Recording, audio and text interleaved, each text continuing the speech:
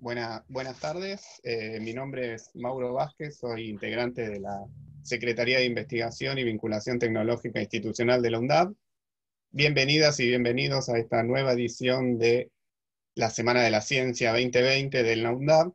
Y bueno, a pesar de todo el contexto que estamos pasando, de las dificultades, desde la Secretaría queríamos insistir con estas actividades que siempre han tenido buena repercusión y para divulgar un poco la producción de conocimiento de nuestras y nuestras investigadoras e investigadores. La estamos grabando esta actividad, así que después la van a subir a YouTube y como material de difusión. Para hoy les presentamos este conversatorio de los equipos de investigación que conforman el CIDIPROCO, organizado por el Centro Colectivo de Investigación en Diseño y Producción del Conurbano de la UNDAV, y por su directora, Lucrecia Piatelli, quien además es la directora de la carrera de Diseño Industrial y de Marcas y Envases. Así que, bueno, bienvenidas y bienvenidos, y le paso la palabra a Lucre para que haga la introducción específica. Bueno, buenas tardes a todos y a todas. Voy a leer lo que preparé para introducir este conversatorio, como decimos llamarlo, en esta Semana de la Ciencia y Tecnología edición 2020 de la UNDAV. Bueno, lo primero es que estas actividades que se van a contar hoy estuvieron en el marco del CIDIPROCO, que es el Centro de Investigación asociado a la SIC del Departamento de Arquitectura, Diseño y Urbanismo, que nos reúne como colectivo de investigadores e investigaciones de diseño y producción del conurbano. Hemos propuesto este encuentro como un conversatorio donde tomaremos la palabra para contar nuestras experiencias y aportes estratégicos en tiempos de pandemia desatada por el COVID-19. Yo voy a hacer una pequeña presentación que tiene que ver con el espacio y las carreras. Para comenzar, me gustaría recuperar un principio que es propio de la conformación de las carreras en general, que dice que el currículum se construye en base a una cultura común, que establece y construye a su vez un acuerdo social. Y en este mismo sentido, y derivado de las investigaciones y subjetividades que las producen o las que las producimos, nuestro dispositivo científico también son acuerdos sociales que demandan de un tipo de participación. Esta participación es comprometida socialmente en pos de estudiar las condiciones de vida de los barrios populares, los aportes que en nuestro campo disciplinar podemos hacer a esos mismos sectores, a la sustentabilidad ambiental y material y social, y agregar por un sentido de equidad e igualdad de género. Entendemos que estos principios a los que nos agenciamos se ofrecen al estudiantado también a partir de la toma de decisión de dar continuidad al ciclo lectivo y hacer de nuestra capacidad tecnológica resultado del trabajo en equipo y de los aportes que se lograron con los proyectos financiados para equipar los laboratorios. También quisiera ir al punto donde lo que se pone de manifiesto es que lo que de algún modo también se está dando como idea de continuidad, que no solo tiene que ver con las clases, sino es una idea de derecho de tener un proyecto de vida. Y de algún modo ese derecho a tener un proyecto de vida para los y les jóvenes es abrir una trama social que los incluya y les incluya con integridad. Y esto es solamente posible, primero, cuando este acuerdo es colectivo; segundo, cuando abrimos estas ventanas digitales; y por otro lado, cuando nos abrimos a escuchar necesidades que emergieron en un primer momento de este aislamiento social preventivo obligatorio de todo el territorio en el que nos inscribimos. Estas necesidades llegaron primero desde la Comisión de Ciencia Técnica de la Provincia de Buenos Aires, en un relevamiento de capacidades de laboratorios, luego del MinSIT y la agencia, y del propio Estado provincial a través de los ministerios de Salud y Educación. También lo que fue más importante, y estuvo, digamos, ahí nuestra profunda conciencia y deseo de brindar un servicio, de sentir que desde nuestro espacio habíamos construido previamente un colectivo de personas que nos respetamos en las diferencias, pero que nos valoramos, que nos admiramos, y que nos une un fuerte compromiso con la universidad a la que pertenecemos, y a la trama de afectos que en estos años hemos fortalecido con nuestro trabajo para brindarnos de manera conjunta a la comunidad y justamente a dar respuesta desde lo que podemos hacer.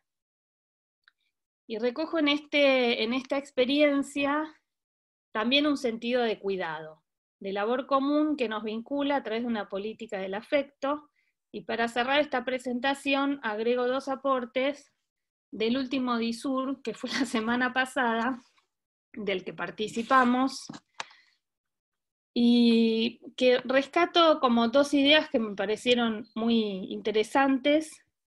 Una de ellas tiene que ver con que finalmente la universidad es un espacio que nos transforma, la educación es un proceso de transformación, y en palabras de Ricardo Baeza, que es el decano de la Universidad de La Serena, recupero esta idea de que el aula, o nuestro centro, o la universidad, no es solo un lugar, sino que es tener un lugar.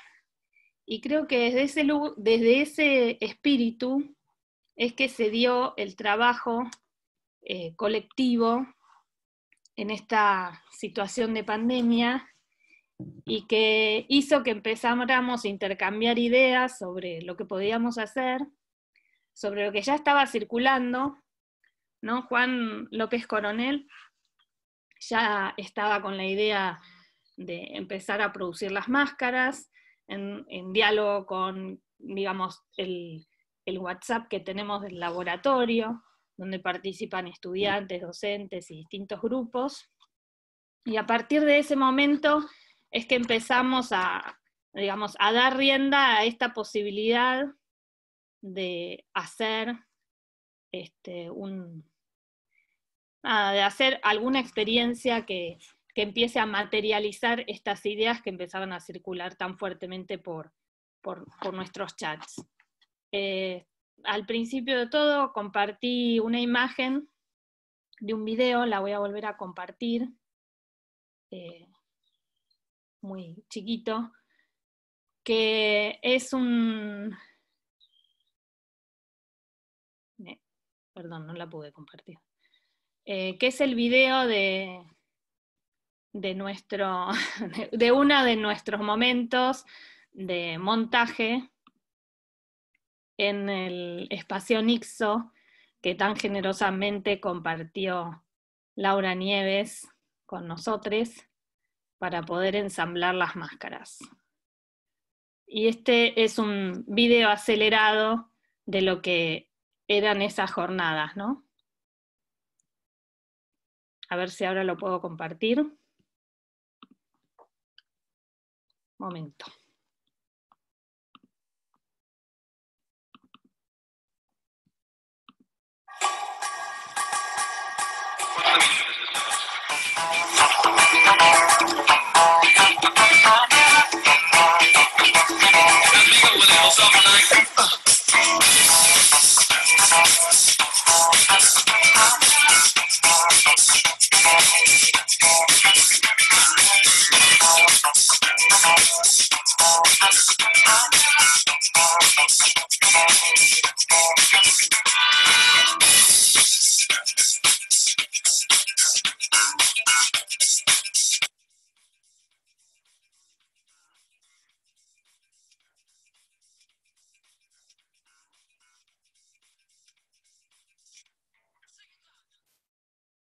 Bueno,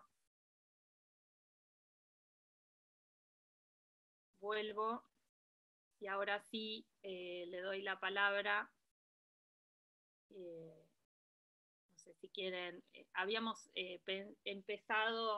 propuesto arrancar con Juan, pero como no lo veo, si les parece, arrancamos con Marcelo Mauri, que está acá con nosotros, que va a contar un poco cómo fue el proceso de producción para poder hacerlo de manera distribuida, ¿no? Porque acordémonos que fue en un momento donde había un cierre completo,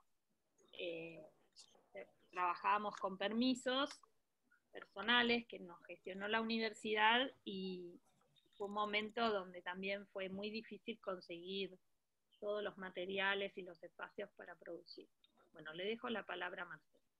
Bueno, primero buenas tardes a todos, espero que estén sobreviviendo bien al estar guardados. Y un poco la gran complejidad que creo que generó esto fue organizarnos sin poder juntarnos físicamente. Creo que algo que nos ayudó muchísimo en términos generales fueron varias cosas. Primero, lo que decía Lucre recién, que por ejemplo Juan ya tenía armado una idea de propuestas de las máscaras, que Laura nos habilitó su espacio para poder invadirla y molestarla bastante, y que cada uno de los integrantes aportó muchísimo tiempo, ¿sí?, en casi cualquier momento. Creo que esas situaciones de generosidad que se ven en estas situaciones son las que permiten potenciar algunas ideas que se generan, ¿no? Luego de eso hay un montón de otras patas que se van juntando. Por ejemplo, sabiendo las dificultades que atraviesan las universidades y que atravesamos nosotros, cada uno personalmente, la facultad facilitó, por ejemplo, tomar equipos para poder hacer impresiones,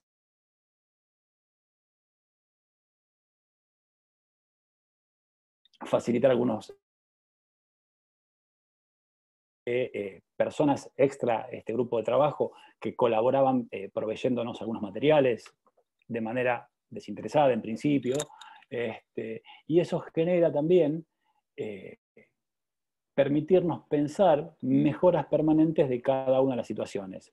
Por ejemplo, la primera máscara que se había armado, las primeras viseras que se habían armado, muchos lo han visto, tenían ciertas debilidades que se fueron ajustando con el transcurrir de las impresiones, y luego se generó una cadena de makers que permitieron fabricar estas vinchas.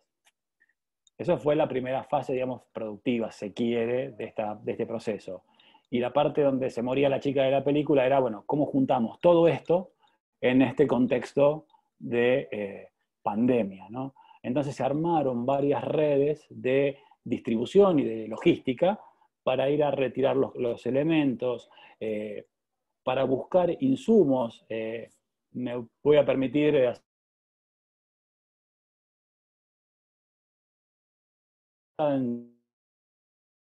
a través de un tercero que le prestaron una máquina de coser. Bueno, toda esa cadena de elementos y de insumos que hacían falta se fueron obteniendo. Creo que lo que nos mantuvo como en común fue el espíritu primero, de colaborar y cooperar con algo que es algo, un fenómeno que nos atraviesa a todos, pero más allá de eso, y si no hubiese estado esta situación de pandemia, también se hubiesen dado estas situaciones de generosidad y de compartir el conocimiento para ponerlo al servicio de. Y creo que esa es una función importante, me parece, de el trabajo de una universidad, ¿no?, de un universitario o un profesional.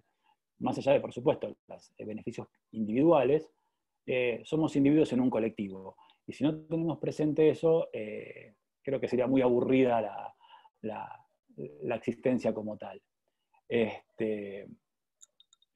Hubo también situaciones como complejas que fueron también después organizar el retiro de esas máscaras o la entrega de esas máscaras, que se fue generando se tuvo que armar una dinámica en la cual se pudiera realizar efectivamente esas entregas. Por lo que estamos viendo y por lo que hemos visto, creo que ha resultado muy exitoso. Las personas que han recibido nuestras máscaras, las que se fabricaron con el sello de UNDAV, tienen muy buena usabilidad, y la gente está como agradecida por lo que ha hecho esta universidad. Perdón, Marce, si sí. te parece, comparto dos imágenes donde Sí, podemos ver esto, ¿no? A ver si pude compartir. ¿Ahí me ven? Sí, perfecto. Sí, sí. Bueno, acá, por ejemplo, habla vos, ¿eh? Sí, sí. Acá, pero por ejemplo, hay varias las imágenes. fíjense que hay como varias instancias de entrega. Hay instancias donde hubo pruebas, instancias a escuelas, a hospitales, como se ven ahí, instancias de fabricación. Todos hemos trabajado y aportado soluciones y formas de resolver cómo mejor colaborar con esta situación de pandemia. Lo cual no implica que no haya habido chispazos, y eso me parece que también es enriquecedor, digamos. La discusión férrea y la defensa de posturas diferentes también creo que enriquecen mucho al hecho de poder armar un equipo de trabajo adulto y profesional, ¿no? Creo que esa situación en la cual no necesariamente tenemos que opinar todos lo mismo y querer todo lo mismo e ir todos para el mismo lado, sino unirnos en las diferencias. Estás muda, Lucre. No, que quería decir que orientemos un poco esas discusiones, ¿no? ¿Qué era lo que discutíamos? Bueno, por ejemplo, una cosa que discutíamos era respecto del tiempo, que no sé si me ven la flecha, acá hay una impresora, acá abajo a la izquierda tenemos una impresora en la casa de uno de nosotros, algunos de los que estaban imprimiendo, que podían ser estudiantes, graduados, podían ser docentes, investigadores. Y bueno, en esta impresora se hacían, acá se ve, las vinchas con los ganchos, que fue una adaptación que se le hizo a ese diseño original de código abierto que descargamos, y entonces después hubo discusiones respecto de que si le, digamos, bajamos la densidad, el espesor a esa vincha, podíamos hacer más vinchas, es decir, que el tiempo de impresión, como era un tiempo muy extenso y la máquina tenía que estar prendida todo el día en la casa, bueno, una discusión fue si cambiábamos la calidad de esa impresión para optimizar la producción en términos de escalar esa producción, de poder hacer algunas vinchas más. Bueno, esa fue una discusión que la retomamos en muchos encuentros, incluso por chat, y a la cual siempre llegamos a la misma conclusión, que no íbamos a bajar la calidad, porque nos dábamos cuenta que las vinchas, que digamos que las máscaras que en un primer momento creíamos que iban a entrar al sistema de salud de manera muy periférica, es decir, digamos, a través de trabajadores y trabajadoras de la salud, pero que no tuvieran, digamos, que no estuvieran en el ojo de la tormenta. Sin embargo, nos dimos cuenta que cada vez la demanda era más grande y esto, digamos, empezaba a circular ya la máscara hacia adentro de los hospitales de una manera que, bueno, también nos responsabilizaba a nosotros respecto de lo que estábamos produciendo, ¿no? De otra manera, porque estas máscaras en Argentina no tuvieron la certificación de ADMAT. Claro, sí. Y del mismo modo hubo, digamos, un montón de pruebas y experimentaciones en diversidad de soluciones, ¿no? Recuerdo haber visto pruebas hechas con alto impacto, pruebas con acetato en una sola pieza, buscar soluciones permanentemente hasta que llegamos a una uniformidad y haber consensuado que, bueno, esta es la mejor manera y este era el mejor camino. Creo que es un poco el espíritu que hay que tener en estas situaciones, ¿no? En cualquier situación de diseño, ¿no? Debemos consensuar, buscar la mejor solución posible para una instancia inicial, sostenerla en el tiempo con criterio y buscar las mejores soluciones. Un poco lo que decía Lucre recién, gratamente nos sorprendió en más de una ocasión gente agradeciéndonos el hecho de que habían recibido unas máscaras, no sabemos de dónde, y estos médicos, estos enfermeros, estos empleados de salud, lo que nos decían era, bueno, yo puedo estar con la máscara de ustedes todo el día y no me molesta, no me lastima, y me sirve para el uso que tengo que brindar, no como otras máscaras que me terminaban lastimando. Eso es una palmada al ego y está genial, porque la verdad que el trabajo fue absolutamente arduo. Hubo situaciones que fueron complejas también, digamos, no quiero... me cuesta como ordenar un poco toda la cantidad de cosas que se me vienen en la cabeza. Me recuerdo situaciones de estar trabajando y tener dudas de cómo resolver la unión de un elástico a la vincha y que fueran discusiones de lo hacemos de este modo, de este otro modo. Bueno, se fueron buscando soluciones hasta que se encontró la mejor dinámica para llevar a la cantidad de unidades que queríamos hacer. Contamos también con una situación que fue particular, donde se nos quiso unirse un grupo de makers de provincia de Buenos Aires, y cuando entregamos el producto para que trabajen, los makers decían, no, yo lo hago como la que yo tengo. Cada uno quería hacer su producto o su mascarita propia, cuando nosotros sabíamos que la que estábamos haciendo nosotros validaba un montón de cosas. Entre otras, por ejemplo, a los que usamos anteojos, la máscara que diseñamos nosotros funciona, ¿sí? Y a los que tenemos una nariz un tanto prominente, también no funciona. En cambio, hay algunas máscaras que te las pones y te quedas ñato, ¿sí? Y eso también es un problema. Y desde nosotros, de nuestra escuela de diseño, es importante ver esas cosas. Porque si tenés que estar con un objeto que está durante 4 horas aplastándote la nariz, terminás sacándotela y pones cualquier otra cosa, te pones una bolsa en la cabeza. Entonces me parece que esas soluciones de diseño son importantes, son decisiones fundamentales a la hora de llevar adelante el desarrollo de cualquier idea. Yo a esto solamente agrego, me gustaría que lo pudiera decir Juan, que fue de algún modo también el responsable de eso, es que esa curva que tenía la máscara original fue modificada, ¿no? con otra forma que permitió que tuviera mayor apertura, permitió que justamente la distancia frontal, a través de una doble vincha, pudiera permitir mejor uso de lentes, que tuviera, digamos, una ergonomía mucho más, si se quiere, universal, ¿no? Nosotros hicimos 2 modelos con estos pequeños ajustes, un modelo más largo, que es el modelo original de Prusa, y luego un modelo más corto en el que aplicamos esa curva, y fuimos entregando de los 2 modelos. Acá está Damián, que puede hablar mucho mejor de estos ajustes. Me silencio, Damián, te doy la palabra. Activa el micrófono, Damián. De silenciar.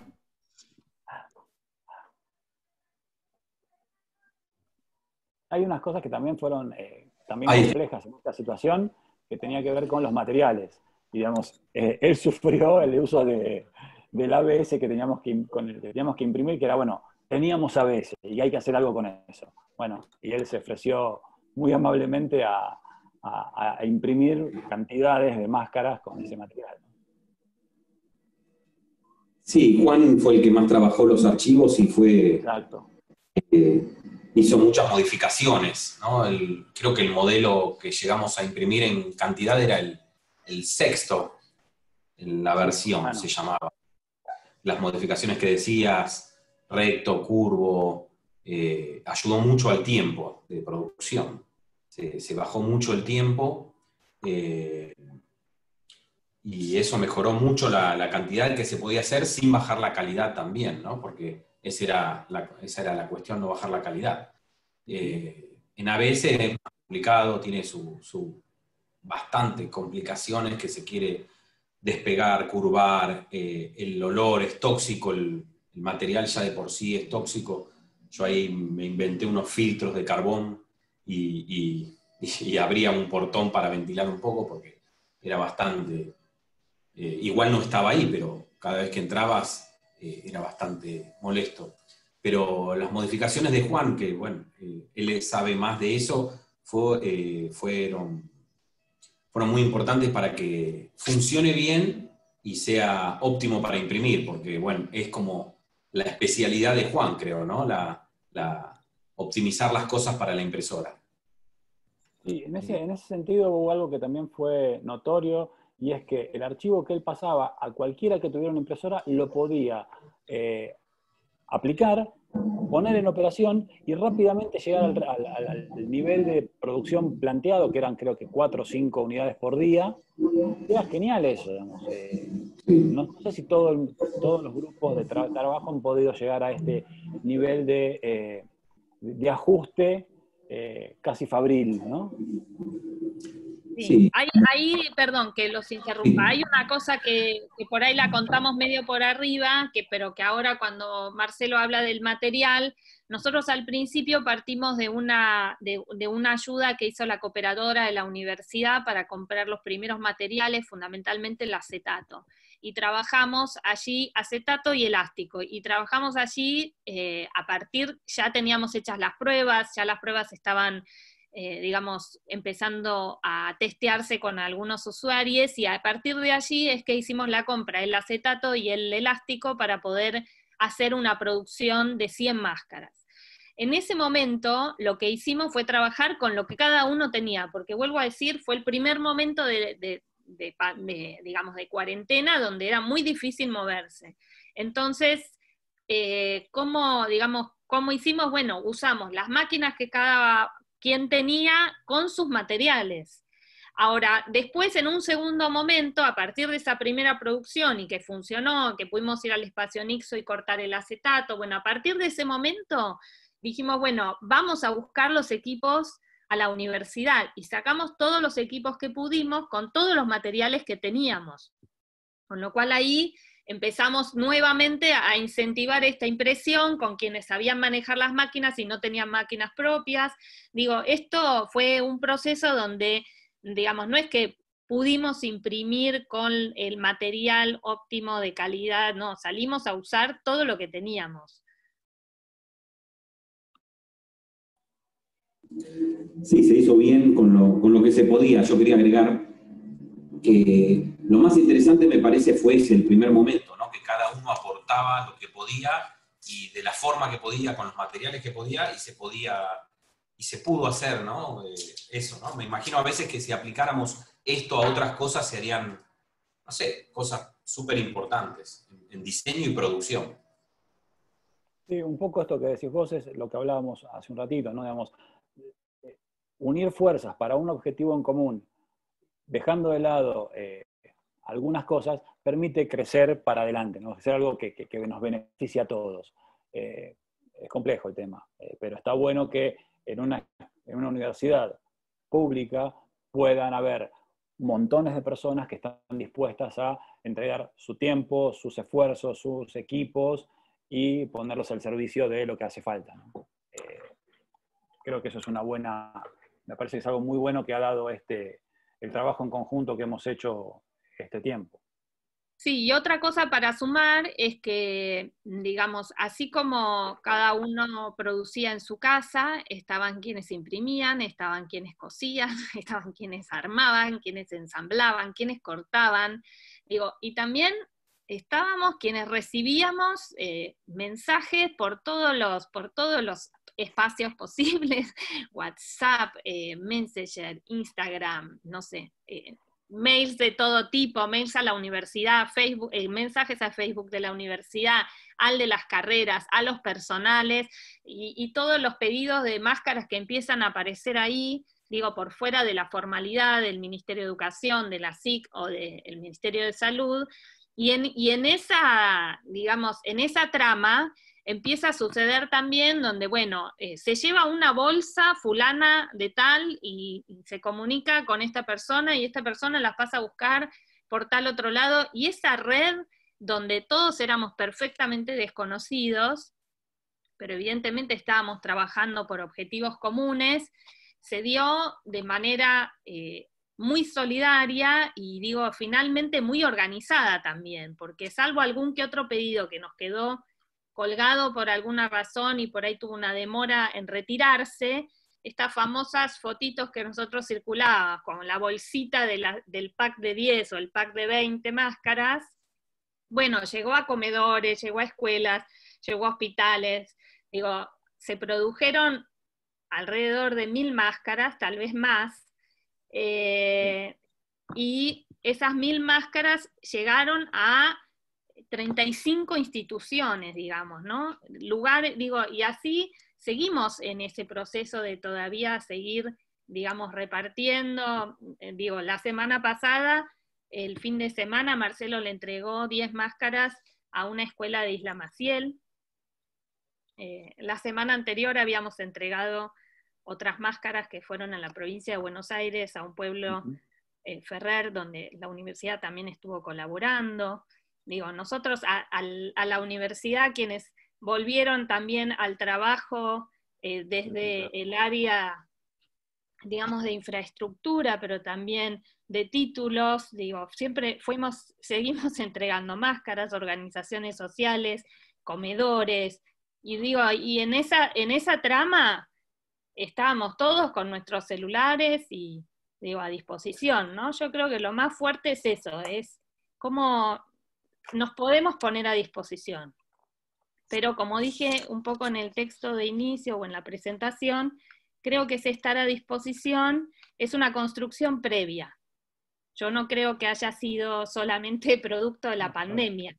Creo que justamente lo que se pone de manifiesto es que este equipo del CIDIPROCO, tan igualitario y tan, digamos, abierto a la producción colectiva, estaba conformado previamente a la pandemia. Y ese trabajo creo que es el que hizo posible que haya respuestas tan rápidas, ¿no? Digo, de todo lo que sucedió. Le doy la palabra ahora a Laura para que continúe, porque no es lo único que pasó. Bueno, acá me diste el pie y todo, porque fui tomando unas notas, retomando lo que dijiste vos, Lucre, y lo que dijo Marce, y con la idea esta de que el colectivo se construye, digamos, no es que viene dado, digamos, estos grupos, digamos, grupes, grupas, son también como el resultado del trabajo de los proyectos de investigación que llevamos adelante, que son proyectos un poco diferentes a los que normalmente se consideran como proyectos esenciales dentro de una institución académica. Son proyectos que buscan más el trabajo colaborativo, la creación de conocimiento en sentido transversal, que rompe un poco con los lineamientos de lo que tiene que ser la investigación vertical, de que quién es el director y qué sé yo. Digamos, somos, creo que parte de la respuesta que se dio en este proyecto de UNDAB Solidaria en la pandemia es consecuencia de todo ese trabajo previo. En mi caso en particular, yo había puesto unas imágenes, porque yo no sabía si tenía que presentar imágenes o no. Yo, viste, soy de las imágenes.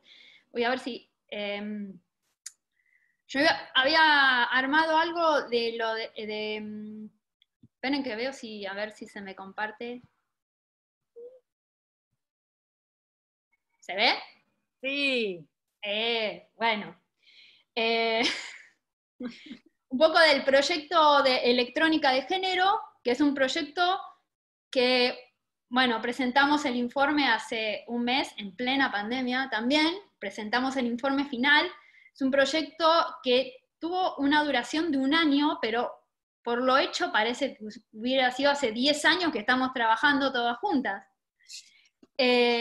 Y es un proyecto que desde sus inicios, cuando lo planteamos desde una experimentación en nuevas formas de trabajo, en ese sentido, de pensar cómo generar desde la universidad, desde un proyecto de investigación, nuevas formas de trabajo que como que aporten o derramen al resto de la currícula de una carrera, en este caso de las carreras de diseño. Muchas veces sabemos que estamos acotados un poco en relación a cuáles son los contenidos que tiene que tener determinadas materias según el programa, aprobado a no sé cuántos tiempos, que según la CONIAO, bla, bla, bla, bla. Y las dinámicas de la realidad son otras, se mueven en otro sentido. Entonces, un poco se planteó desde ese lado este proyecto, donde nos propusimos, por un lado, crear un grupo desde el afecto, ¿sí? Creamos una colectiva de trabajo que nos juntábamos sábados y los viernes antes de las clases. Y no era que me encontraba yo como directora y venía Coti como codirectora y Lucrecia que estaba en la oficina y éramos las 3 porque teníamos que juntar. No, nos juntábamos fuera del horario de cursada, sin tener como finalidad, bueno, si haces esto vas a tener más puntaje o vas a ingresar en la carrera de investigación, o no, realmente era por una necesidad de un crear colectivo. Entonces empezamos a trabajar, empezamos desde la exploración entre el cruce de la electrónica analógica y digital con la parte textil. Así era nuestro espacio de trabajo, que lo extrañamos, nuestro laboratorio. Ahí Tere, siempre que llegábamos los viernes a las 2 de la tarde, teníamos todo preparado, y a partir de eso nos juntábamos a trabajar, a producir, a experimentar, invitábamos a otros a que formaran parte de la experiencia de un día, de una jornada. Los sábados hicimos un seminario para empezar como a introducirse en la electrónica digital, el Arduino, uso de sensores, como toda una línea de conocimientos que no está dentro de la currícula específica de la carrera, pero que dio resultados en un sentido porque muchas de las que participaron del proyecto de investigación, que como que continúa así, muchas de las que participaron dirigieron sus proyectos de tesis hacia esa nueva línea de exploración que descubrieron. Incluso varias de nosotras somos directoras de los proyectos de tesis de estudiantes que a partir ahí está, que a partir de esta experiencia, a partir de esta experiencia del compartir, digamos, encontraron otras vías de desarrollo personal y profesional. Acá vemos algunas de las experimentaciones y cosas que hicimos. Los trabajos de los sábados. Fue una serie de jornadas de cacharreo, es decir, tomamos toda basura electrónica que fueron recolectando las estudiantes, o incluso nosotros, y empezamos a desarmar las placas, los cables, sacar filamentos para utilizarlos de hilo, piezas, interruptores. Desarmamos teléfonos celulares y empezamos a explorar qué otro tipo digamos, cómo hackearlos y pensar qué otro tipo de dispositivos se podrían realizar a partir de esos descartes. El pequeño robotito araña de Tere, un mini robotito. Y eso no quedó dentro del espacio del laboratorio, y eso fue lo más interesante y lo que creo que todas nos llevamos como súper satisfacción con esto. Podemos compartir esa experiencia con otros proyectos y con otros colectivos. Digamos, tuvimos un cruce con un proyecto del UNTREF que trabajaba con la colectividad boliviana y peruana de las tejedoras de la Villa 31, y pudimos realizar algunas actividades de cruce en eso. Pudimos también hacer unas capacitaciones abiertas, una que se hizo fue en el Obrador, que era en el marco de una muestra de la cual yo participaba, y después nos fuimos a la cooperativa donde trabaja Coti, y con las chicas de ahí empezamos a producir. Ellas desde su bordado empezaron a trabajar con electrónica, verle las caras cuando soldaban sus LED, cuando entendían por qué funcionaba el circuito, cómo encendían las luces en sus tejidos y en sus piezas, y eso es súper satisfactorio, porque da cuenta de que no nos quedamos como el grupo cerrado, bueno, lo que exploramos, lo que desarrollamos, nos lo quedamos para nosotras, sino, digamos, lo compartimos. Acá, Tere, te lo puse para vos, esta foto. Bueno, y bueno, al finalizar el proyecto, nos agarró el final del proyecto en pandemia, teníamos planeada una actividad final abierta a la comunidad dentro del marco de las muestras en el Centro Cultural Kirchner. Íbamos a hacer una actividad ahí, se cerró, como se cerraron todos los espacios culturales, y entonces para el 3 de junio propusimos hacer una campaña junto a una compañera ex docente del UNDAB que tiene un proyecto sobre la menstruación y cómo empoderarse de eso que es tan nuestro, y hicimos una campaña, que es la campaña Desbordada, Cruzadas con Menstruales Políticos, donde invitamos a visibilizar la otra pandemia, es decir, los femicidios dentro de pandemia, que no modificaron su curva, es más, como aumentaron, y invitamos desde las redes a trabajar, a intervenir con bordados, con electrónica, con lo que uno quisiera, los barbijos, para salir a la calle. Y un poco eso, después, el 3 de junio se hizo un proyectorazo, del cual también participamos con la producción que hicimos en esta colectiva.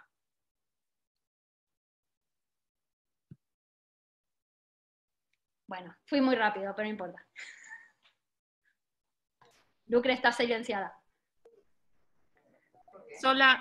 Solamente agrego esto a lo que mostró y contó Laura, que también, digo, la respuesta frente a una campaña o la respuesta frente a la producción de barbijos, que ahora también Tere nos va a contar esa etapa, también es posible de dar respuesta rápidamente en función de estas experiencias previas, ¿no? Que nos anudan, que nos traman y que hacen posible que rápidamente estemos a disposición para aquello que se solicita, ¿no? Que es una necesidad rabiosa.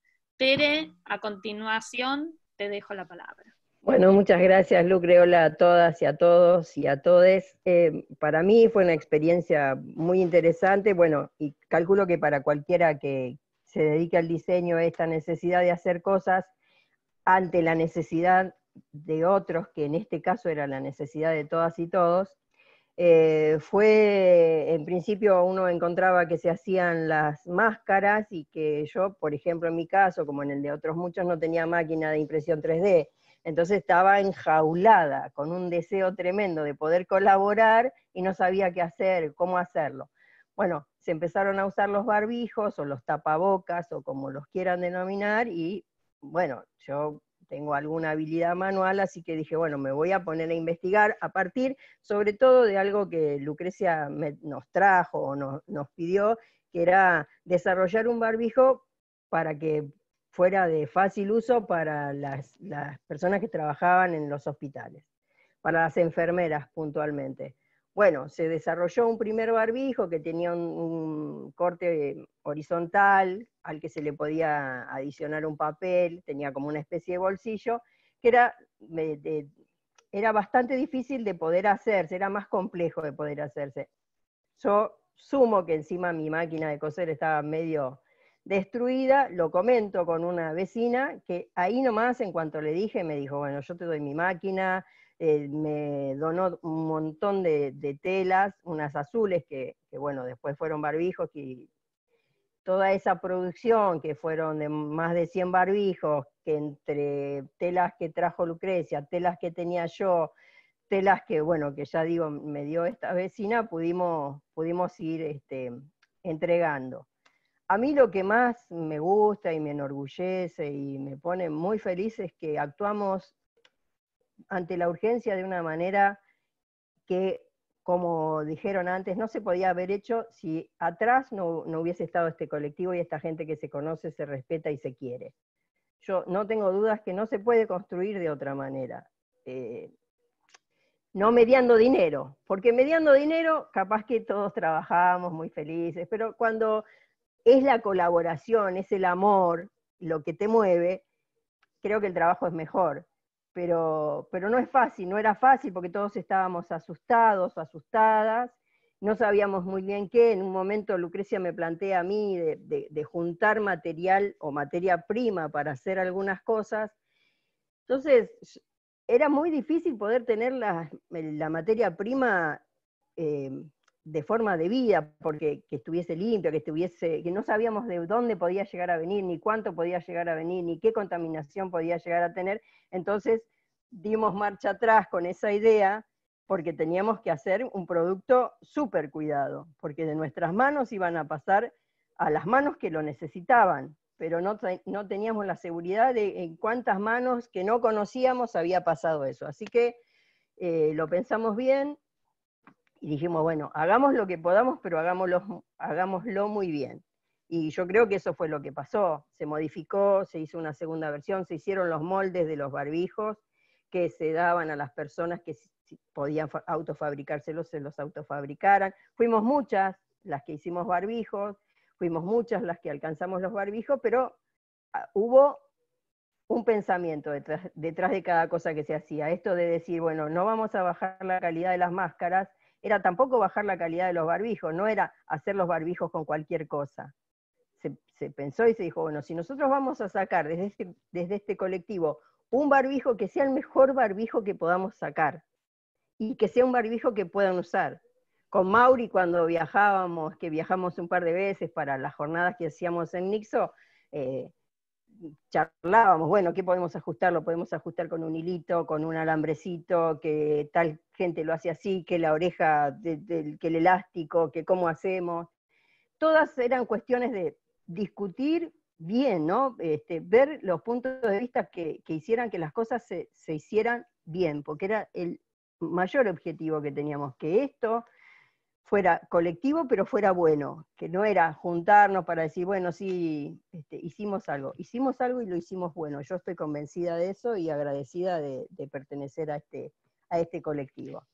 Después, y lo hago recortito, con Giselle Barbosa, armamos las redes para el proyecto de UNDAP Solidaria para que se fuera viendo lo que se iba haciendo, porque quizá con eso había gente que se podía sumar a colaborar, ya sea con materia prima hablo en el caso de las máscaras, porque el proyecto de UNDAP Solidaria se hizo para las máscaras, las materias primas que, bueno, sí uno sabía que podía llegar a tener un mayor control sobre eso que sobre una donación cualquiera, en el caso de las telas o los hilos.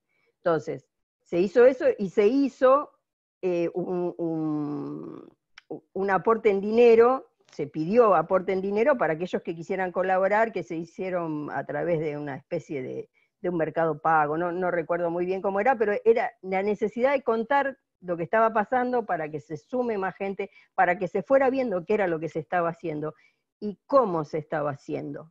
Y la verdad que no puedo hablar de éxito con tanto luto, pero fue un orgullo participar. Gracias, Tere.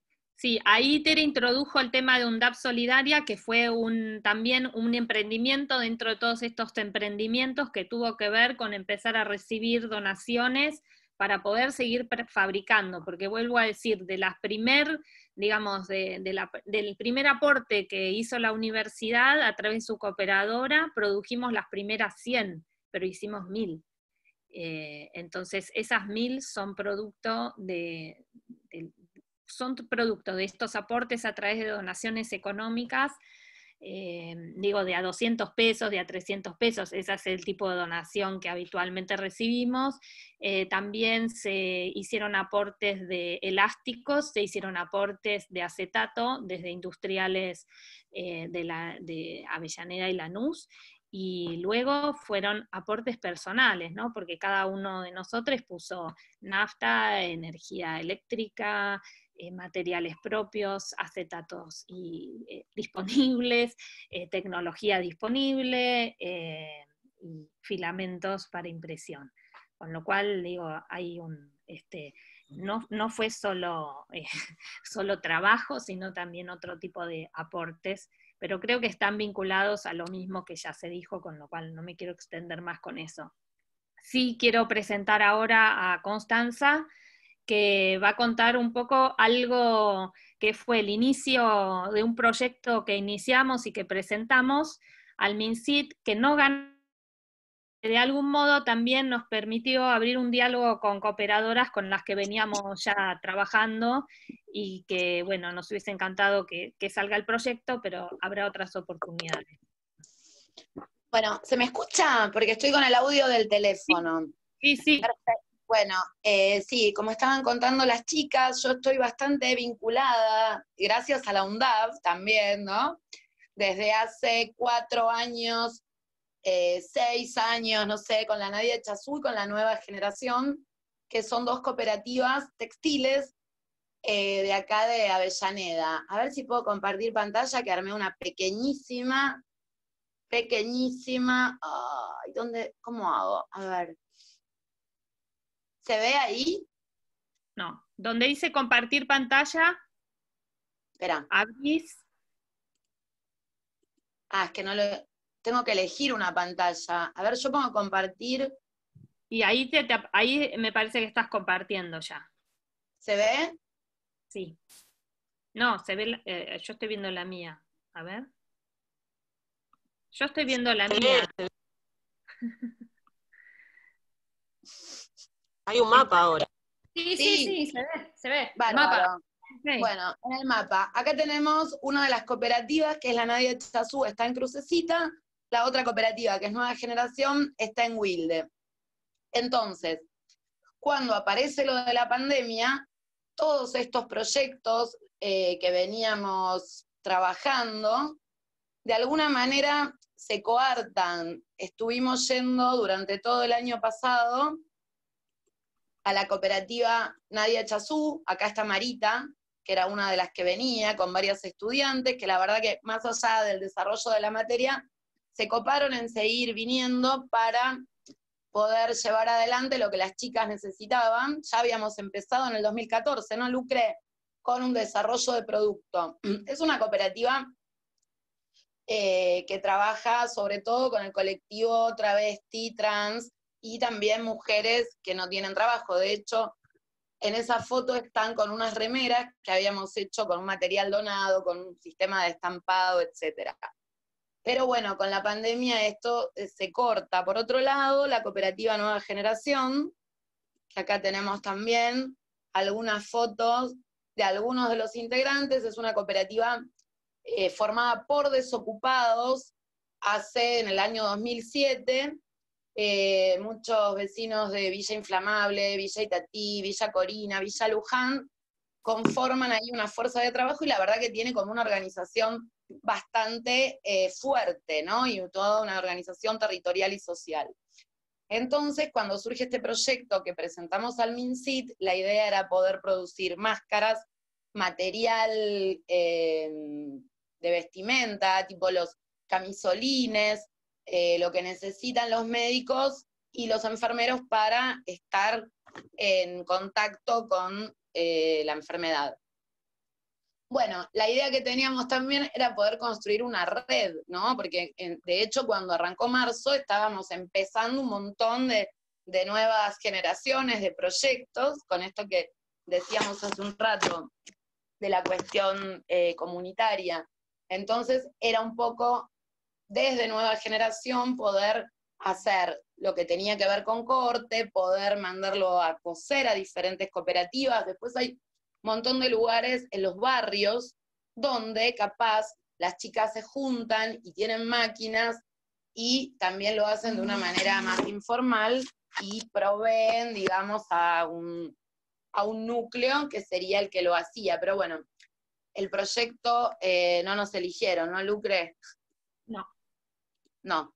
Bueno, igualmente las condiciones también, acá tenemos fotos de lo que pudimos laburar en la Nadia Echazú, algunas fotos del año pasado, todo un trabajo que hicieron las chicas con Ramiro también, con el tema de estampas, era como un proyecto de desarrollo de producto propio, pero también teníamos la problemática de las chicas y el traslado, ¿no? Recién cuando contaban todo lo que elaboraron con el tema de las máscaras, todos los recursos que pudieron aportar desde todo el colectivo. Yo estoy en el grupo, pero yo la verdad no hice ninguna cosa, por eso no hablo no me incluyo. Estoy en el grupo y apoyaba con un mensajito capaz. Y la dificultad de todos los integrantes de estos colectivos que no tienen el privilegio que podemos tener nosotros, desde una conexión a internet hasta un montón de recursos. De hecho, las chicas no tenían, las chicas de la Nadia Chazú viven por Luis Guillón, no tenían manera de trasladarse hacia el lugar de trabajo.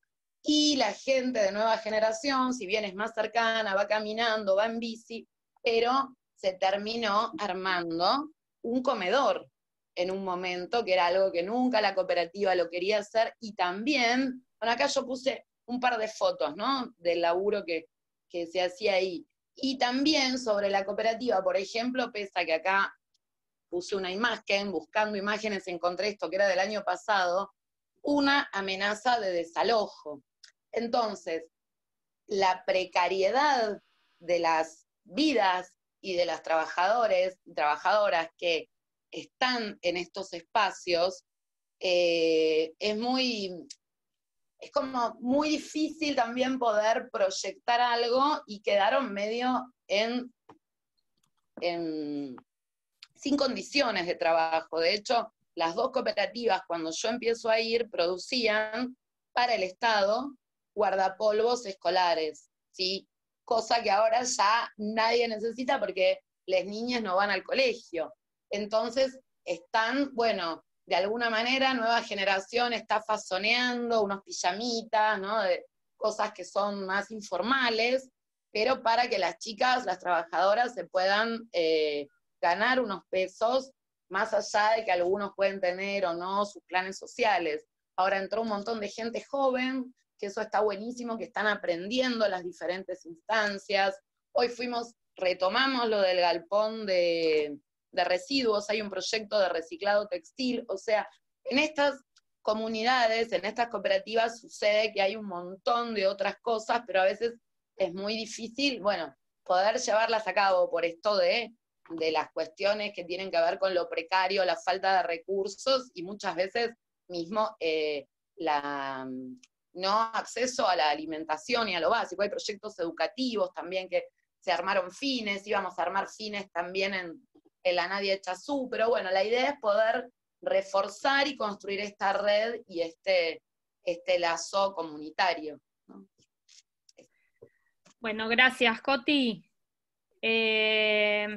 Bueno, es ese proyecto del que hablamos al principio, que digamos reunía un poco las dos cooperativas con algunas ideas que estábamos circulando en el chat nosotros tenemos un chat con Coti que lo llamamos el chat de la Nadia Chazú, donde participan también docentes y estudiantes, y siempre tenemos ahí un diálogo con la cooperativa muy, digamos, afectivo, porque hace 7 años ya que estamos vinculadas con ellas y realmente, digamos, dialogamos en todo lo que podemos ofrecer, y bueno, en algún momento podremos volver a producir eso, aunque sea por nuestra cuenta.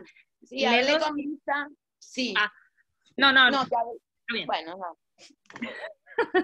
Bueno, le paso la palabra a Marcela porque tengo miedo que nos corran después con el tiempo. Ya le pedí permiso a Mauro para quedarnos un ratito más. Le paso la palabra a Marcela y después seguimos. Hola, buenas tardes a todos y todas, a todes. Bueno, una alegría verlos después y también participar en la Semana de la Ciencia, que bueno, me quedó un gran recuerdo de la edición anterior, así que contenta de estar acá con todos.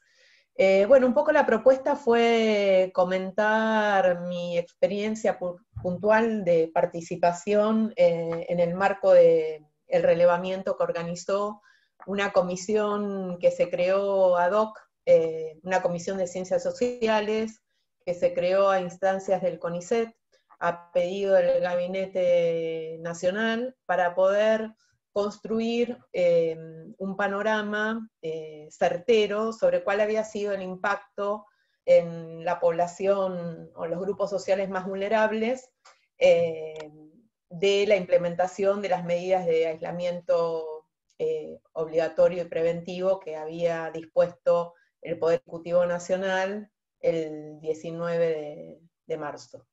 Bueno, en ese contexto, esta comisión decidió dar curso a un relevamiento que tuvo escala federal, porque realmente llegó a todos los rincones del país y específicamente en áreas donde residen los sectores sociales más vulnerables, incluidas las comunidades indígenas, amén de que también se relevaron grupos sociales específicos, digamos, considerados como grupos vulnerables, ¿no? Por ejemplo, también se relevó a un sector de la población carcelaria, entre otros grupos.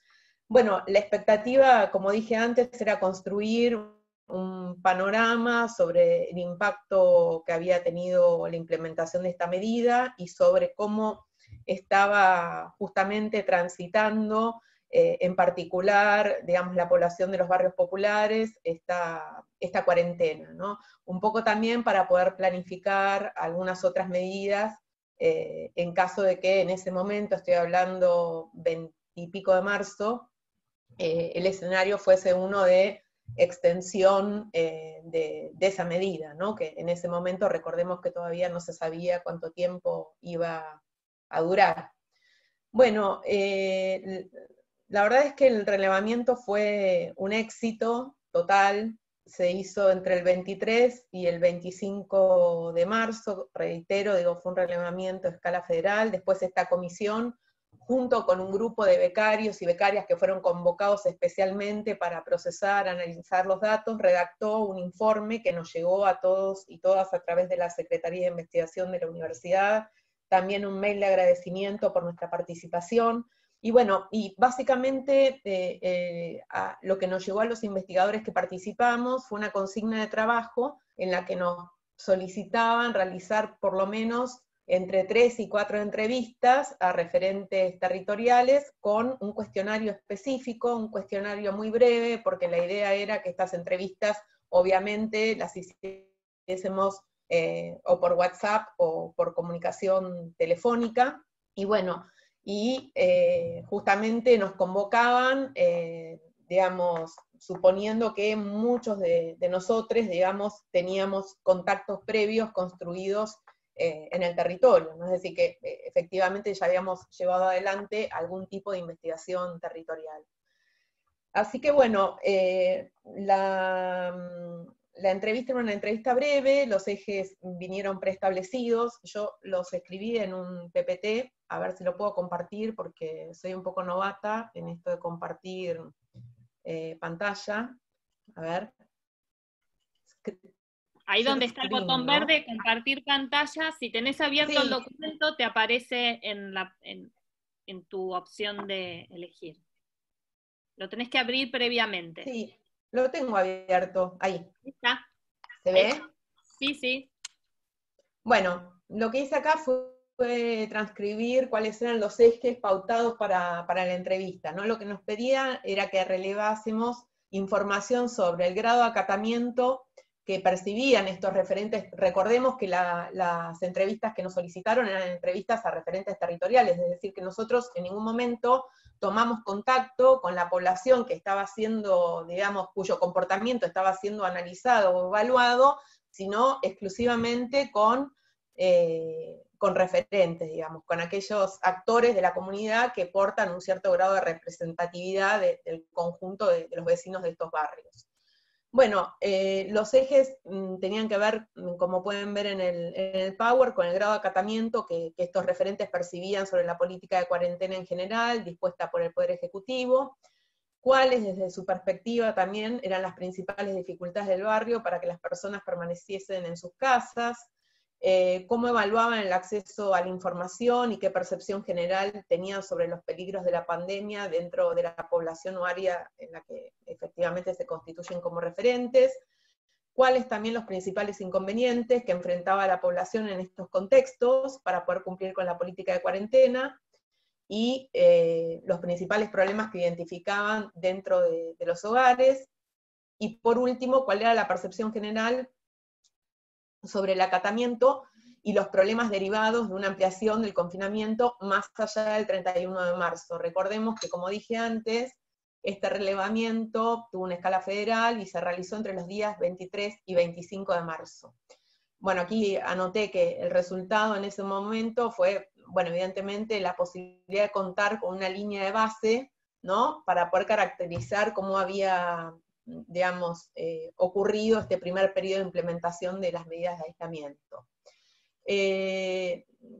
Finalmente, digamos, en lo que respecta a mi participación, yo logré entrar en contacto con 3 referentes, 2 de los cuales conozco ya desde hace muchos años. Al primero, que fue quien me acercó la información sobre lo que estaba aconteciendo en el barrio Juan Manuel de Rosas, que es un barrio que está ubicado en el partido de La Matanza. Lo conocí allá por el 2010, cuando me tocó estar al frente de la Dirección Provincial de Economía Social del Ministerio de Desarrollo Social de la provincia, y esto lo traigo a colación porque, bueno, me hago eco, digamos, de las palabras que tuvieron mis compañeras que me antecedieron, y también Marce, en esto de que los vínculos a los que pudimos apelar en esta coyuntura los habíamos construido previamente, ¿no?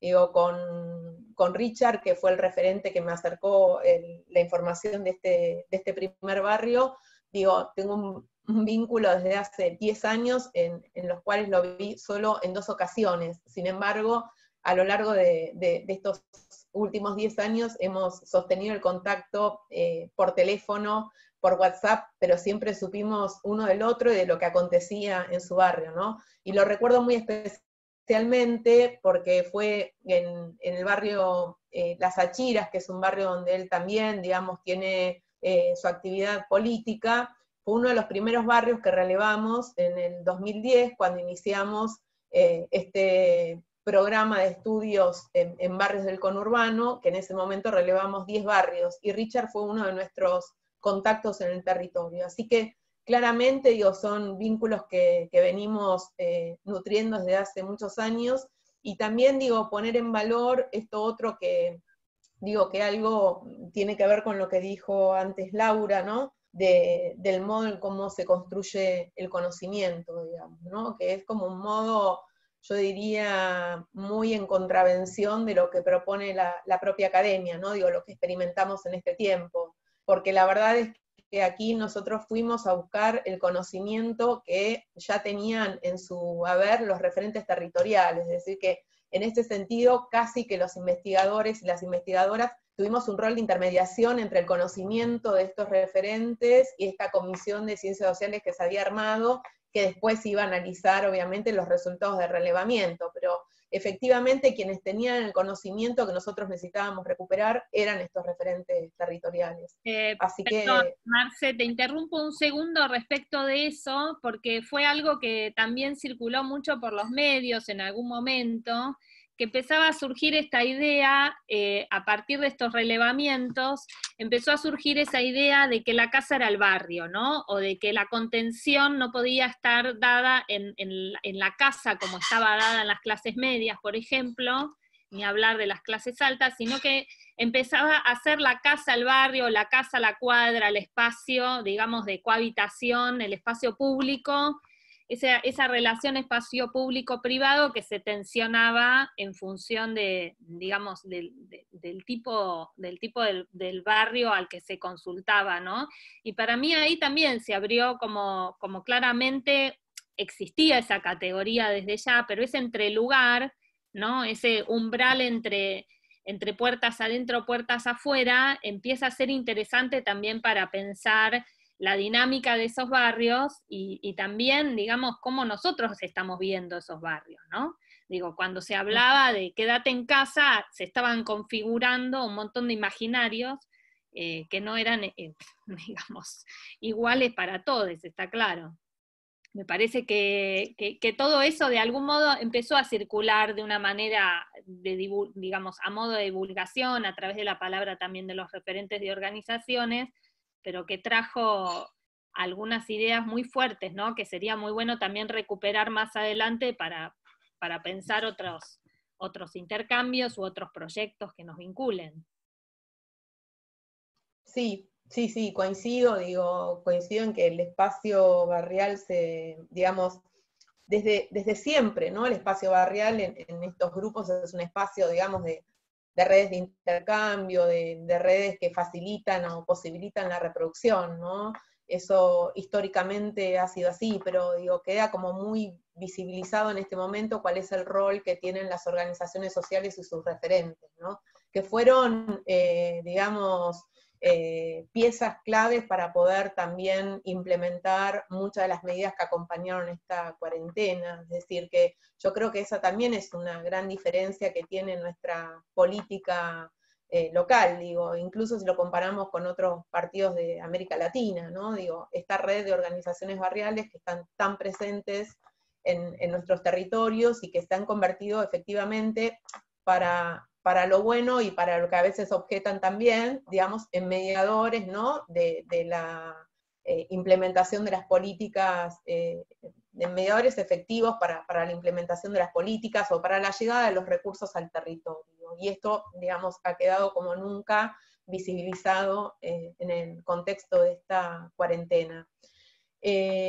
Bueno, muchas cuestiones, digo, para mencionar. Yo no puedo establecer generalizaciones a partir de lo que pude recuperar en 3 barrios, ¿no? Sí, por supuesto, leí el informe que envió luego la comisión con todos los datos que se relevaron en todo el país.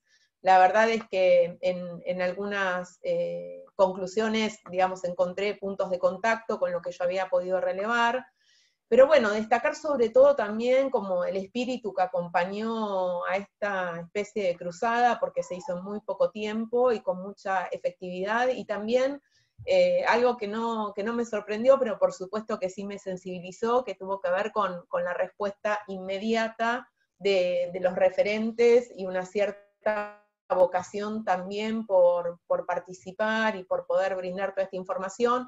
Y creo yo que de algún modo se ha hecho justicia, porque también ellos se vieron de algún modo, creo yo, valorados, ¿no? Desde ese rol específico que cumplen en su comunidad, y sobre todo valorados desde la academia, ¿no? Sí. Porque eso hay que ponerlo de arriba. La verdad es que para todos los que, digamos, estamos involucrados, digamos, en investigaciones que tienen que ver con los sectores populares, tanto las organizaciones como los referentes territoriales son actores claves para facilitar el trabajo de los investigadores. Digo, sería impensable hacerlo sin ellos y ellas.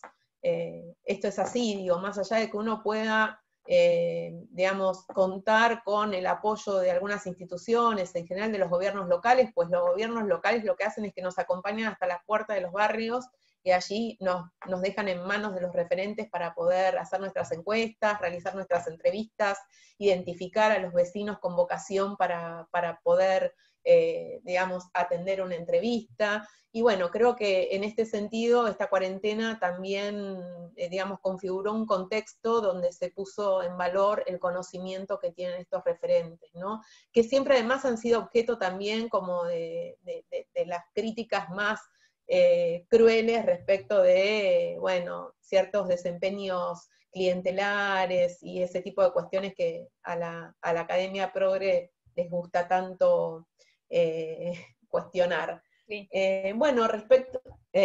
No, quiero sumar a esto algo que también pasó en el DISUR, que bueno, pronto van a estar también los links para volver a tomar esas discusiones, pero una de las cosas que se planteó en el DISUR frente al próximo congreso que va a ser en México, es la incorporación de las organizaciones sociales en la mesa de diálogo interseccional que habitualmente se hacen, donde hay representantes de políticas públicas vinculadas al diseño, donde hay representantes del sector privado, alguna cámara, de las industrias culturales, y lo que se planteó en este DISUR es que teníamos que encontrar la forma de ubicar en esa mesa un, digamos, tercer representante que fuera representante de organizaciones sociales para empezar a blanquear de algún modo también ese vínculo que ya se viene dando en muchas universidades de la región, no solamente, digo, nosotros y otras universidades argentinas, sino también en la región, en Uruguay, en Chile, en México. Entonces, digamos, me parece que todo esto nos atraviesa de una manera cada vez más visible, ¿no? Diría yo, como para empezar a digamos que nosotros Sí. la venimos viendo porque venimos trabajando hace mucho, pero cada vez está más visibilizado para todos. Sí, me parece importante lo que mencionás, Lu, porque justamente, bueno, yo recordaba esto, ¿no? Digo, en mi caso, digo, yo comencé a trabajar en proyectos de investigación hace 20 años en la Universidad de General Sarmiento, que está en Malvinas Argentinas. En ese momento eran pocas las universidades nacionales que ya, digamos, estaban en funcionamiento en el conurbano, ¿no? Entonces, pienso también qué diferente que es el contexto en el que nos toca atravesar esta pandemia en el conurbano, pensando que prácticamente, digamos, tenemos una cobertura total del territorio de los 24 partidos con esta nueva generación de universidades nacionales, ¿no? Y el valiosísimo aporte que constituye, digamos, toda la producción en investigación y, como vos decís, en todos estos lazos que se tejen con referentes del territorio en las áreas de influencia de estas nuevas universidades. Quería comentar algo que no quiero que se me escape sobre esta cuestión. No sé, bueno, me parece que me estoy olvidando. No, bueno, comentar esto, que las entrevistas finalmente las hice telefónicamente, pero que una de las referentes y los otros dos me enviaron todo tipo de material por WhatsApp, fotos, audios. Realmente me han pintado un panorama súper exhaustivo de sus realidades locales. Y bueno, la verdad es que para mí fue una satisfacción enorme poder participar. Íntimamente lo sentí como un pequeño acto de justicia también para mí, que siempre o muchas veces me pregunté a quién le servía lo que investigaba.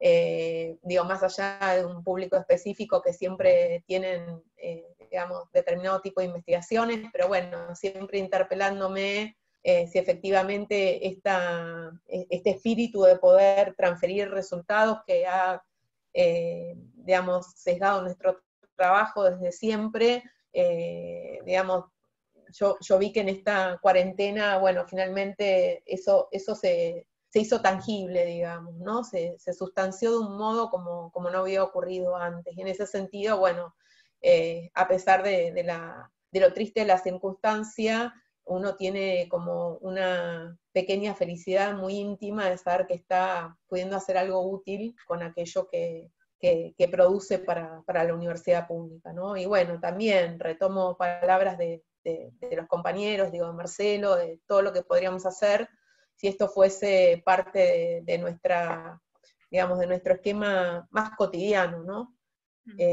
Por eso, bueno, también, qué sé yo, pensando en lo que planteó Laura, ¿no? De cómo son los modos de producir investigación, a qué nos empuja la academia pensando más en los procesos de acumulación individual y a dónde quisiéramos ir nosotros pensando en construcciones más colectivas, ¿no? Digo, también pensar a partir de esta experiencia, de esta coyuntura, cómo hacer para empezar a modificar o a transformar un poco estos marcos, estas estructuras tan rígidas, ¿no? Que nos impone la academia, que son básicamente, digamos, o constituyen una propuesta de acumulación individual, ¿no? Digo, todos los investigadores somos evaluados básicamente, digo, no sé, yo como investigadora de CONICET me evalúan todos los años por cantidad de ponencias presentadas, cantidad de artículos, y los artículos valen distintos según la categoría de la revista.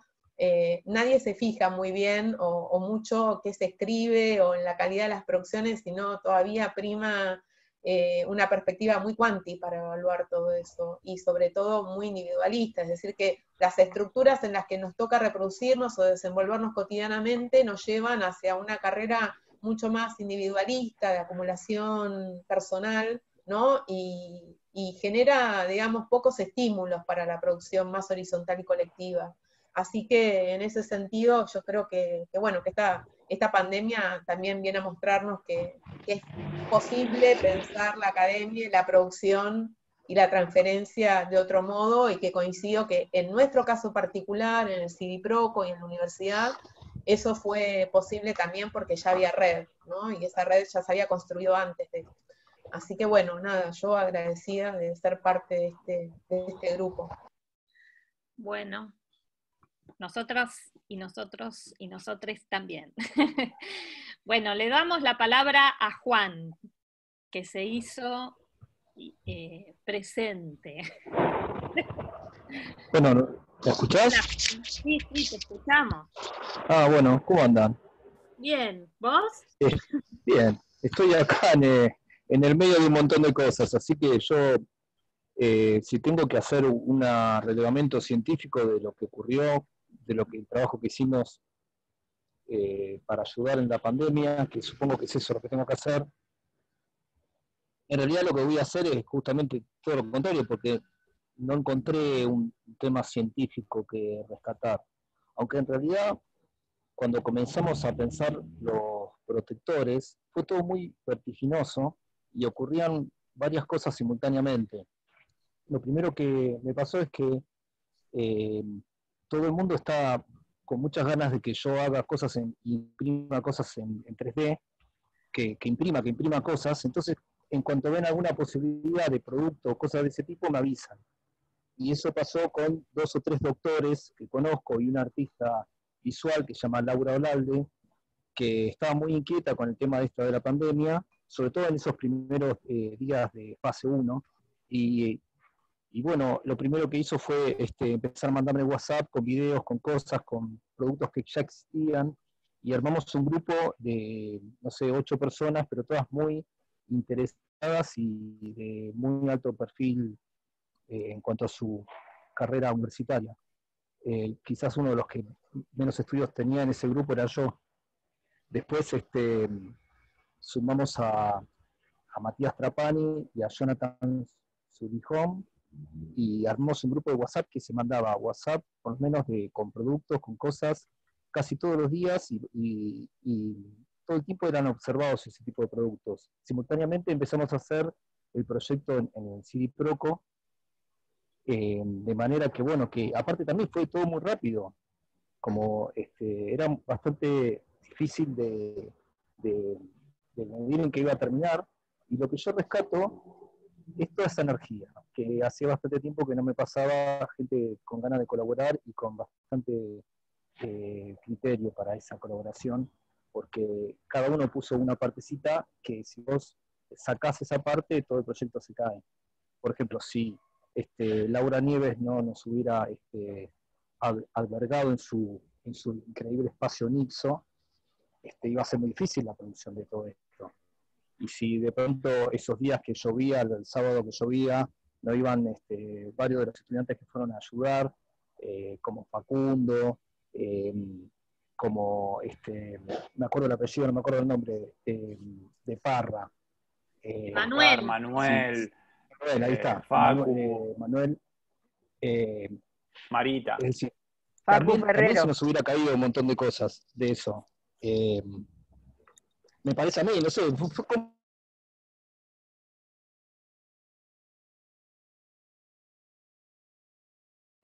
ya ahora no tiene sentido. Lo que yo rescato mucho es esa operatividad en grupo, como de pronto quizás la idea de poder hacer algo para el otro nos interesa a todos, independientemente de los lugares donde estemos trabajando. Es una idea de bien común que todos tenemos.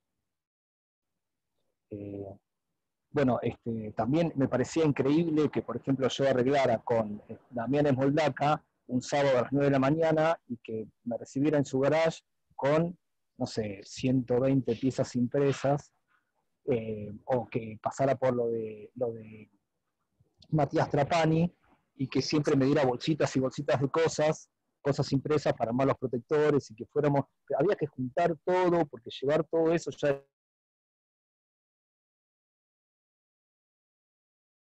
era un problema, porque no se podía ir en bicicleta, pero también porque también de esa manera no me paraban y podía hacer como un montón de cosas, y también era más sano y me parece en el fondo que también es como más sano para todos, en un sentido de que, bueno, ahí no te contagias. Lo que yo rescato es eso, después al final terminamos haciendo una cantidad de producto sin presupuesto, es decir, con muy poco presupuesto, y un producto final de una calidad bastante notable. Por ejemplo, yo tuve la oportunidad de regalarle a mi supermercado chino, que yo lo necesito, le regalé un protector, y todavía lo usa. Y no está, está en perfectas condiciones. Es decir, que me parece que hicimos un producto muy bueno, con un montón de energía y apoyando el bien común. Eso es lo que voy a tratar de sacar como idea científica. Igual, Juan, creo que justamente, bueno, en la presentación yo hablé de dispositivos científicos, ¿no? Porque me parece que de algún modo hemos creado en algunos proyectos ese tipo de forma de producción, ¿no? Que es un dispositivo fundamentalmente social y fundamentalmente enraizado en lo territorial, ¿no? Porque digo, me parece que atrás de ese diseño y atrás de esa materialidad que es posible producir porque hay una industria, hay una relación de esa trama social que lo hace posible, ¿no? Digo, en todos los sentidos, y me parece que esa por ahí sería la particularidad de nuestro dispositivo científico. Digo, lo traigo para discutirlo, no ninguna cosa cerrada, pero digo, recogiendo digamos, la exposición de todes, me parece que hay algo que nos vincula muy fuertemente. Digo, porque más allá de que en algún momento nos ponemos a conversar hacia dónde vamos, qué perfil de proyecto queremos, cuáles son nuestras líneas prioritarias, o cómo vinculamos esto con los estudiantes y sus tesis, digo, hay algo que me parece que es de todes y que es una, por ahí, trama sensible que estamos construyendo, y ahí está el dispositivo. Perdón, Sí, totalmente. Creo que hay algo que, quizás esto que plantean ustedes, ¿no? Del tema científico, ¿no? Creo que lo que se ha quedado demostrado con lo que hemos hecho, supongo que nosotros y muchas otras universidades, es también que hay posibilidades de otros paradigmas para solucionar problemas o por solucionar distintas soluciones, encontrar distintas soluciones a la producción y al desarrollo de lo que quieran, ¿sí? No todo depende de una gran corporación o un gran grupo de expertos que nos digan cómo hacer las cosas, sino, bueno, tenemos un objetivo en común, nos ponemos de acuerdo y trabajamos en consecuencia. Y después, como muchas veces pasa, veremos qué sale. Muchas cosas fallarán, muchas saldrán bien. Y creo que en esta salió bien, sobre todo porque hay gente, como decía Juan recién, ¿no? Digamos, se le está dando estos protectores a alguien que no es alguien que está como entrenado en el uso de. Debe tener su protector y se lo saca, se lo pone como mejor le parece. Y funcionó bien porque hubo mucho trabajo atrás de parte de cada uno de nosotros en los distintos ámbitos que hemos trabajado. Me parece que eso está bueno, sobre todo para los agoreros del fracaso, ¿no? Digamos, nosotros hemos demostrado que trabajando juntos y pensando juntos y peleándonos juntos, obtenemos algo que nos mejora a todos, ¿no? Qué sé yo, me parece que está bueno eso, plantearlo como incluso hipótesis para reflexionar al momento de qué mensaje bajar cuando hay mucha desesperanza en general, ¿no? Quiero decir que este tapaboca, que es de los que cosió Tere, también es de altísima calidad, que va al lavarropas todos los días, entra, sale, entra, sale, entra, sale, y que nunca se descosió un elástico, nada. Y la verdad es que a mí, porque la discusión sobre la calidad la hemos puesto, pero fuertemente a discutir. Digo, y este barbijo está hecho con un pantalón viejo, ¿no? Y digo, estas discusiones respecto de ese elástico que pasaba por atrás, hubo momentos donde no conseguíamos elástico de 2 centímetros y había de 1 centímetro, y entonces, bueno, si iba a funcionar igual, si cambiábamos la altura de las hebillas, Digo, hay enormes discusiones atrás de todas estas, de todos estos productos, ¿no? Que vos, Juan, podés decir que no son científicos, por supuesto, pero de algún modo nosotros nos enmarcamos, como dice Abraham Moles, en las ciencias de lo impreciso. Sin embargo, hay una gran decisión atrás de cada una de estas piezas, de qué es lo que queremos priorizar, ¿no? Cuáles son las decisiones respecto de esto que estamos haciendo y en beneficio de quién. Yo creo que tal vez para mí fue una experiencia muy movilizante, ¿no? Yo vuelvo a hablar de esto y me emociono, porque, digamos, el tomar la decisión de ese ancho del elástico, de ese espesor de la máscara, de cuánto íbamos a, no sé, a lijar la pieza si venía con rebaba. Fueron decisiones que tenían que ver con alguien que lo iba a usar, no sé, 10 horas por día, bajo X circunstancia, y digamos, y ahí el compromiso estuvo ahí. Y bueno, puede ser que no sea ciencia, puede ser, pero hay algo ahí que pasa que creo que tiene que ver con la base misma de la ciencia, que es resolver grandes problemas, ¿no? Porque digo, nosotros no resolvimos grandes problemas, pero a algunas personas les hemos resuelto algún problema. En nuestra escala. Bueno, digo, no sé si se puede decir mucho más. El tamaño del problema ahí se genera en cuanto a lo siguiente. Ponele, hace 9 meses que te estornudaba alguien al lado no era un problema. Y hoy que te estornuda alguien al lado es un gran problema. Entonces, generar esas barreras de protección son soluciones a eso. Creo que un poco está ahí el trabajo ese, ¿no? Me parece que va por ese lado. Sí. Y yo en esto quiero decir que me alegro muchísimo, por ahí para los que no lo saben, lo cuento un poco, cómo fuimos tratando de, también gracias a nuestra flexibilidad en los planes de estudio, poder, digamos, ir reconociendo ese trabajo voluntario y totalmente solidario que hicieron los estudiantes desde los espacios que estuvieron, ¿no? Digamos, desde el chat, desde tu casa, desde los días que ensamblamos, cómo de algún modo pudimos ir acomodando o en una práctica preprofesional o en un crédito como actividad afín, en un reconocimiento, para que de algún modo eso quedara plasmado también en su trayectoria, ¿no? Y bueno, y también decir que siempre estuvieron, que no es que salimos a buscar colaboradores, sino que siempre estuvieron, porque también era nuestra forma de construir. Y bueno, no sé, para mí eso también es muy emocionante. Para los estudiantes y estudiantas nuevas que están acá o acompañándonos hoy, es algo que a mí me enorgullece mucho de las carreras de diseño. No sé, Marita, Ana, Mariano, hay muchos que por ahí quieren decir algo, no sé. Perdón, Juan, te interrumpí, a vos también. No, bueno, nada.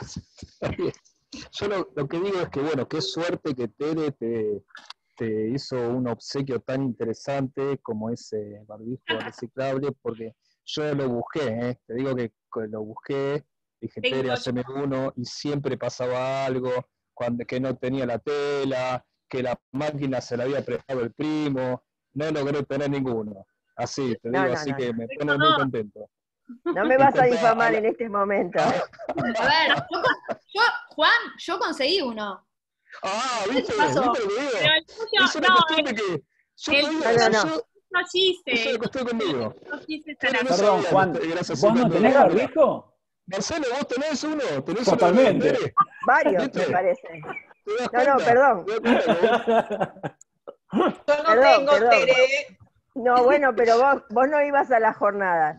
En la jornada yo le entregué en mano muchos barbijos a Piatelli, Piatelli no te habilitó, eso es otra cosa. No, quiero decir que Tere se cosió igual que Ana, sí, cantidades que les hablo de 300 barbijos. Lo que pasa es que los embolsamos y los mandamos también a los hospitales. Pero yo lo que digo es que todos hicieron un montón de cosas. Ponele, yo no estoy nombrando a Giselle, y la tendría que nombrar porque ella fue como la que diseñó la villa, y cada problema de diseño, el protector en sí, es un problema de diseño. Nosotros salimos de un protector que existía, que era el modelo de Prusa, empezamos a diseñarlo y cada uno hizo un aporte. Por ejemplo, Matías me decía, mirá, es muy alto, podemos bajar el tiempo de impresión para gastar menos, podemos acomodarlo. También pasa que el protector que viene hecho de Viena, porque digamos Prusa, que está allá, Prusa es una persona, es un muchacho que inventó una empresa, que eso también es interesante contar. En el año 2012 iba por las ferias de Estados Unidos con su pequeña impresora, y ahora tiene una empresa que fabrica 400 impresoras 3D por día. Es decir, que lo que hace no tiene mala calidad, porque si no, no haría esa cantidad de producción. Y tiene una empresa mundial que nació realmente de garage. Y lo que digo es que nosotros tomamos ese modelo y lo empezamos a mejorar y adaptarlo a las cosas que teníamos acá. Y lo que hicimos fue también pensar en cierto desarrollo ergonómico, para que se ponga contento Marcelo, para adaptarlo a las cabezas nuestras, porque las cabezas europeas parecen ser un poquitito más grandes. Entonces desarrollamos una morfología muy, muy especial, lejos de saber si eso es científico o técnico o qué valor darle. Me parece que eso tiene un menor valor en relación a todas las otras cosas que son más difíciles de hacer que funcionen en un grupo. O sea, en un grupo de trabajo, y más un grupo de trabajo con concepto así medio ad honorem, como es el que armamos.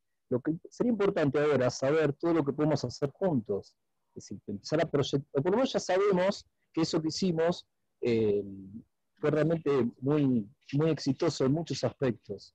También fue interesante para mí, por ejemplo, comunicarme con algunos de mis estudiantes y poder pasarle un proyecto diseñado y saber que, bueno, era recibido y era impreso en su localidad, en su barrio, y salía bien. Es decir, como que ocurrieron un montón de cosas que pudimos comprobar y que ahora sabemos el potencial que tenemos. Quizás no para hacer siempre cosas en impresión 3D, para hacer en otras tecnologías, pero sabemos que podemos trabajar juntos también. Sí. Yo creo que eso, bueno, lo dijo también Marcelo, ¿no? En un momento habilitó esa pregunta, bueno, ahora que sabemos que podemos trabajar así, ¿hacia dónde vamos, no? Porque,